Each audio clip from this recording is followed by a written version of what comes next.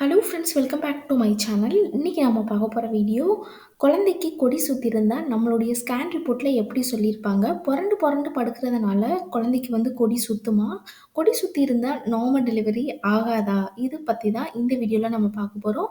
அது மட்டும் இல்லாம என்னென்ன காரணங்களால குழந்தைக்கு கொடி சுத்துறதுக்கு நெறைய வாய்ப்பு இருக்கு?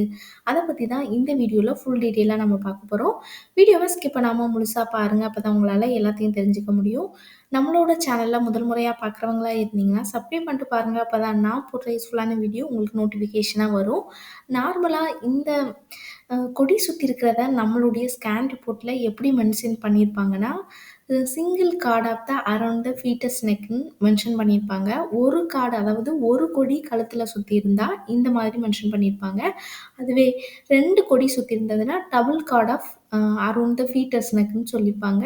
அதுவே 2 அல்லது 3, 4, 5 இந்த மாரி நெறைய கொடி சுத்தியிருந்ததுன்னா, multiple cord of around the fetus நெக்ன்னு சொல்லிட்டு, இப்படி தான் நம்மளுடைய ஸ்கேன் ரிப்போர்ட்ல மென்ஷன் பண்ணியிருப்பாங்க. உங்களுக்கு குழந்தைக்கு கொடி சுத்தி இருந்ததுன்னா, உங்களுடைய டாக்டர் கண்டிப்பா சொல்லிருவாங்க. நம்ம அதே மாதிரி நம்மளுடைய தொப்புள் கொடியோட நீளம் என்னென்ன காரணங்களாலலாம் நம்மளுக்கு குழந்தைக்கு கொடி சுத்துறதுக்கு நெறைய வாய்ப்பு இருக்குன்னா, அ நம்மளுடைய நார்மல் லென்த்த விட கொஞ்சம் ஒரு சில பெண்களுக்கு தொப்புள் கொடியோட நீளமும் கொஞ்சம் அதிகமா இருந்தா கொடி சுத்துறதுக்கு நெறைய வாய்ப்பு இருக்கு. 2 அல்லது 3 குழந்தைகள் அவங்க பிரெக்னன்சி இருந்தாங்கன்னா, அவங்களுக்கும் கொடி சுத்துறதுக்கு நெறைய வாய்ப்பு இருக்கு. அது மட்டும் இல்லாம பனிக்கூடத்தோட நீர் ரொம்ப அதிகமா இருந்ததுன்னா, நம்மளுக்கு குழந்தைக்கு கொடி சுத்துறதுக்கு நெறைய வாய்ப்பு இருக்கு. வார்டின் ஜெல்லுன்னு சொல்லுவாங்க. இது எலும்புகளுடைய அந்த தசை பகுதியில இருக்கும். இதோட அளவு ரொம்ப கம்மியா இருந்தா கூட, நம்மளுக்கு குழந்தைக்கு கொடி சுத்துறதுக்கு நெறைய வாய்ப்பு இருக்கு. ஒரு ஆய்விலேயே சொல்லியிருக்காங்க, குழந்தைக்கு கொடி சுத்துறதுனால குழந்தைக்கு எந்த பாதிப்பும் ஏற்படாது. நார்மலா குழந்தைக்கு கொடி சுத்துனதுனாலயும் நார்மல் டெலிவரி குழந்தைக்கு கொடி சுத்தியிருந்தாலும் நார்மல் டெலிவரி ஆகும். அதனால எந்த பிரச்சனையும் கிடையாது. 2 அல்லது நெறைய கொடி ரொம்ப இறுக்கமா சுத்தியிருந்தா மட்டும் தான் அவங்களுக்கு செக்ஷன்ங்கிற ஒரு ஆப்ஷனே கொண்டு போவாங்க. மத்தபடி கண்டிப்பா நார்மல் டெலிவரியே அ நெறைய பெண்களுக்கு கொடி சுத்தியிருந்தும் நார்மல் டெலிவரி ஆயிருக்கு.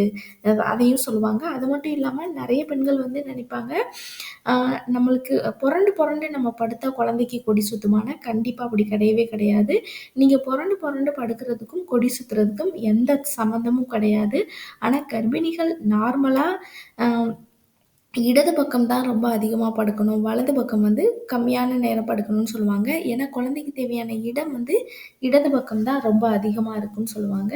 ஸோ, அ இல்ல உங்களுக்கு எந்த பொசிஷன்ல உங்களுடைய டாக்டர் தூங்க சொல்றாங்களோ, அந்த பொசிஷன்ல நீங்க தூங்குறது ரொம்பவே நல்லது. கண்டிப்பா கொடி சுத்தி இருந்தாலும் நார்மல் டெலிவரி நெறைய நம்மளுடைய சப்ஸ்கிரைபர் ஒருத்தவங்களுக்கே நெறைய பேருக்கு ஆயிருக்கு. ஸோ, அத நெனச்சு நீங்க வருத்தப்படணும்னு கிடையாது. அதே மாதிரி குழந்தைக்கு கொடி சுத்தி இருந்தா தாய்மாமனுக்கு ஆகாதுன்னு சொல்லுவாங்க. அதுவும் உண்மை கிடையாது. குழந்தைக்கு கொடி சுத்துறதுக்கும், இந்த தாய்மாமனுக்கும் எந்த சம்மந்தமும் கிடையாது. இது ஒரு சில காரணங்களால குழந்தைக்கு கொடி சுத்தும்.